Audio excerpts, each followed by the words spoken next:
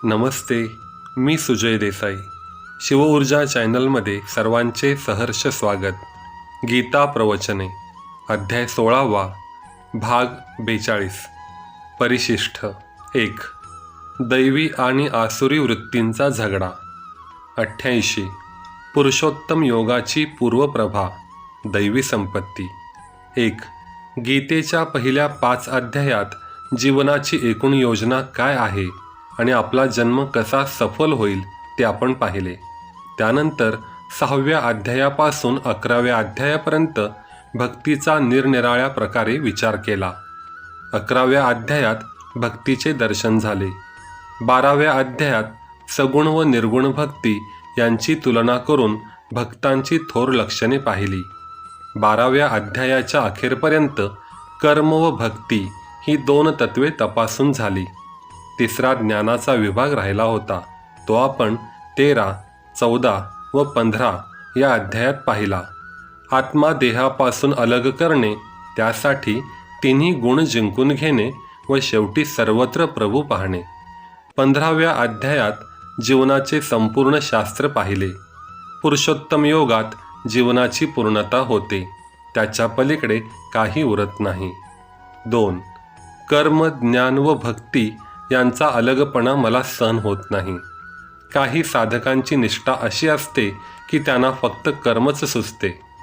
कोणी भक्तीचा स्वतंत्र मार्ग कल्पितात व त्यावरच सारा भर देतात. काहींचा कल ज्ञानाकडे असतो. जीवन म्हणजे केवळ कर्म, केवळ भक्ती, केवळ ज्ञान असा केवलवाद मी मानू इच्छित नाही. उलटपक्षी कर्म, भक्ती व ज्ञान यांची बेरीज असा समुच्चयवादही मी मानित नाही. काही भक्ती, काही ज्ञान, काही कर्म असा उपयुक्ततावादही मला पटत नाही. आधी कर्म, मग भक्ती, मग ज्ञान अशासारखा क्रमवादही मी स्वीकारित नाही. 3 वस्तूंचा मेळ घालावा असला सामंजस्यवादही मला पसंत नाही. मला असे अनुभवावेसे वाटते की कर्म म्हणजे भक्ती म्हणजेच ज्ञान. बर्फीच्या तुकड्यातील गोडी, तिचा आकार, तिचे वजन या गोष्टी निरनिराळ्या नाहीत. ज्या क्षणी बर्फीचा तुकडा तोंडात टाकला त्याच क्षणी तिचा आकारही खाल्ला, तिचे वजनही पचविले, तिची गोडीही चाखली. 3 गोष्टी एकत्र आहेत. बर्फीच्या प्रत्येक कणाकणात आकार, वजन व गोडी आहेत. अमक्या तुकड्यात आकारच आहे, अमक्या तुकड्यात गोडीच आहे, अमक्या तुकड्यात वजनच आहे असे नाही. त्याप्रमाणेच जीवनातील प्रत्येक क्रियेत परमार्थ भरून राहावा. प्रत्येक कृत्य सेवामय, प्रेममय व ज्ञानमय व्हावे. जीवनातील सर्व अंग प्रत्यांगात कर्म, भक्ती व ज्ञान भरून राहावी, याला पुरुषोत्तम योग म्हणतात. सारे जीवन केवळ परमार्थमय करावयाचे ही गोष्ट उच्चारावयास सोपी आहे, परंतु या उच्चारातील जो भाव त्याचा जर विचार करू लागलो तर केवळ निर्मळ अशी सेवा व्हावयास अंतःकरणात शुद्ध ज्ञानभक्तीचा जिव्हाळा गृहीत धरला पाहिजे. म्हणून कर्म, भक्ती व ज्ञान अक्षरशः एकरूप आहेत. या परमदशेला पुरुषोत्तम योग म्हणतात. जीवनाची अंतिम सीमा येथे गाठली गेली. 3.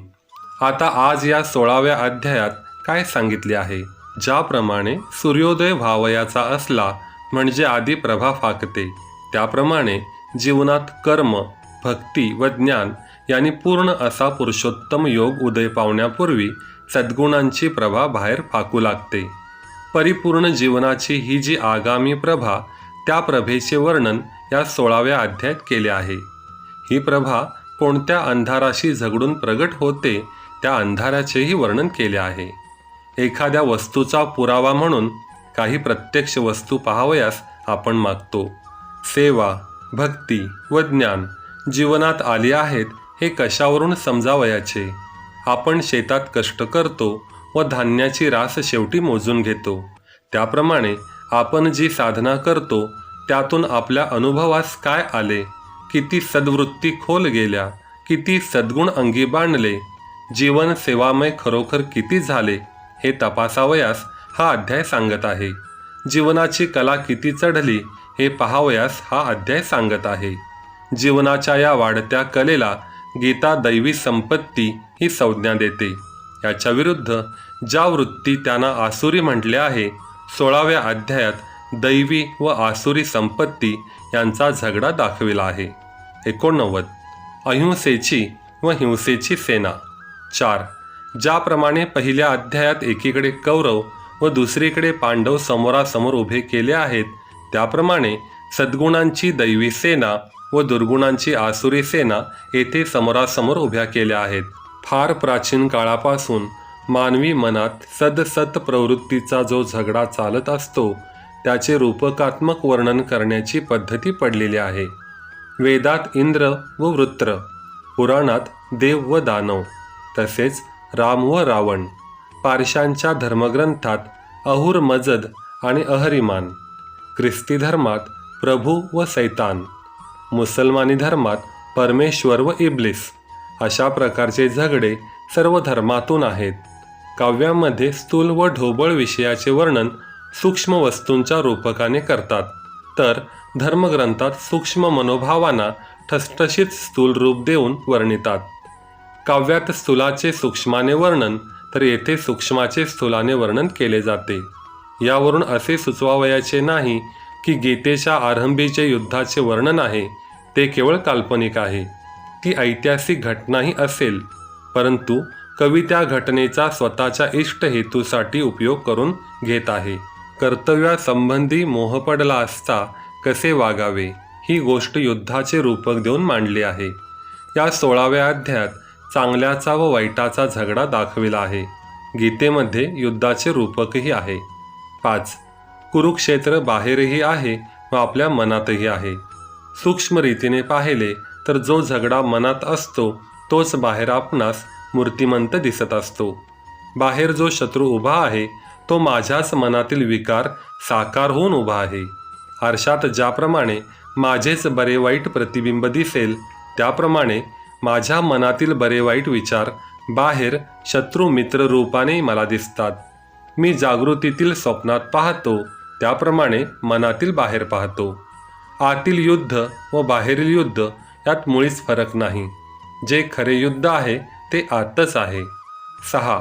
आपल्या अंतःकरणात एका बाजूस सद्गुण तर दुसऱ्या बाजूस दुर्गुण उभे आहेत. त्यांनी आपली रचना नीट केली आहे.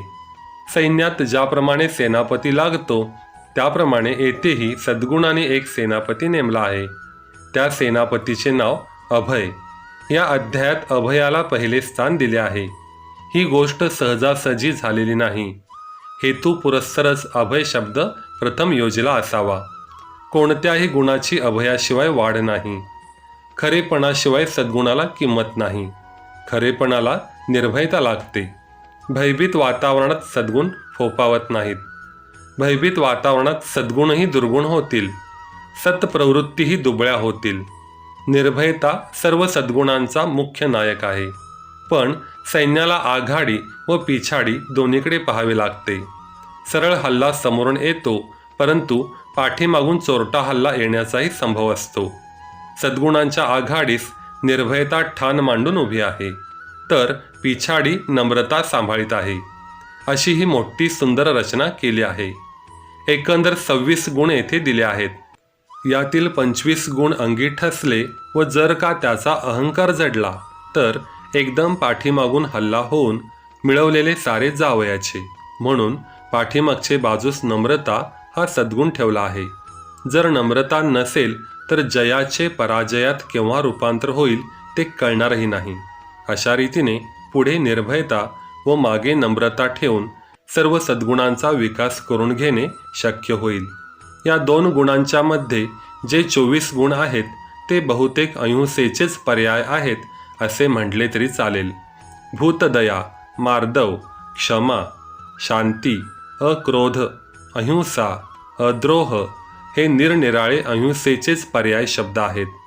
अहिंसा व सत्य या 2 गुणात सारे येऊन बसतात. सर्व सद्गुणांना संक्षेप दिला तर शेवटी अहिंसा व सत्य 2च वस्तू राहतील. त्यांच्या पोटात बाकी सारे सद्गुण येतात.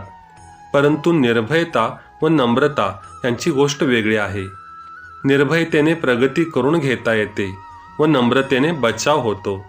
सत्य व अहिंसा या 2 गुणांचे भांडवल घेऊन निर्भयपणे पुढे गेले पाहिजे. जीवन विशाल आहे, त्यात अनिरुद्ध संचार करीत गेले पाहिजे. पाऊल चुकू नये म्हणून नम्रता बरोबर असली म्हणजे झाले. मग चला सत्य अहिंसेचे सर्वत्र प्रयोग करीत निर्भयपणे पुढे. तात्पर्य: सत्य व अहिंसा यांचा विकास निर्भयता व नम्रता यांनी होतो. 7. एका बाजूने सद्गुणांची फौज उभी आहे, तशी इकडे दुर्गुणांची उभी आहे. दंभ, अज्ञान वगैरे दुर्गुणांबद्दल फार बोलावयास नको. या गोष्टी आपल्या परिचयाच्या आहेत. दंभ तर अंगवळणी पडल्यासारखा आहे. सर्व जीवन दंभावर उभारल्यासारखे झाले आहे. अज्ञानासंबंधी बोलायचे म्हणजे अज्ञान ही एक गोंजीरवाणी सबब आपण पदोपदी पुढे मांडित असतो. जणू अज्ञान म्हणजे फारसा मोठा गुन्हाच नाही, परंतु भगवान सांगतात अज्ञान हे पाप आहे. सॉक्रेटिस याच्या उलट म्हणाला होता. खटल्याच्या वेळी तो म्हणाला, ज्याला तुम्ही पाप समजता ते अज्ञान आहे व अज्ञान क्षम्य आहे. अज्ञानाशिवाय पाप कसे संभवेल व अज्ञानाला शिक्षा कशी देणार? परंतु भगवान सांगतात अज्ञान हेही पापच आहे. कायद्याचे अज्ञान ही काही बचावाची गोष्ट होऊ शकत नाही असे कायद्यामध्ये सांगतात. ईश्वराच्या कायद्याचे अज्ञानही फार मोठा गुन्हा आहे. भगवंतांचे सांगणे व सॉक्रेटिसाचे सांगणे यातील भावार्थ एकच आहे. स्वतःच्या अज्ञानाकडे कोणत्या दृष्टीने पाहावे हे भगवान सांगत आहेत, तर दुसऱ्याच्या पापाकडे कोणत्या दृष्टीने पाहावे हे सॉक्रेटिस सांगत आहे. दुसऱ्याच्या पापाबद्दल क्षमा करावी, परंतु स्वतःच्या अज्ञानालाही क्षमा करणे पाप आहे. स्वतःचे अज्ञान शिल्लक नाहीच ठेवता कामा. 90. अहिंसेच्या विकासाचे 4 टप्पे. 8.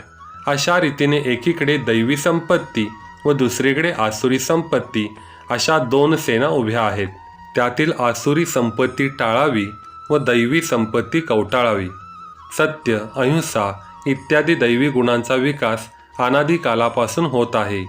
मध्यंतरी जो काळ गेला त्या काळातही पुष्कळ विकास झाला, तरी अद्याप विकासास पुष्कळ अवसर आहे. विकासाची मर्यादा संपली असे नाही.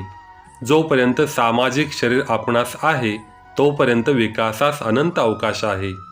वैयक्तिक विकास झाला तरी सामाजिक, राष्ट्रीय, जागतिक विकास राहतोच. व्यक्तीने आपल्या विकासाचे खत घालून मग समाज, राष्ट्र यातील लाखो व्यक्तींच्या विकासास सुरुवात करावयाची असते. उदाहरणार्थ, मानवाने अहिंसेचा विकास अनादी काळापासून चालविला असला तरी आजही तो विकास सुरूच आहे. आज या शब्दावर आपली रजा घेतो. उद्या गीता प्रवचने अध्याय 16 भाग 43चे वाचन होईल. तोपर्यंत धन्यवाद.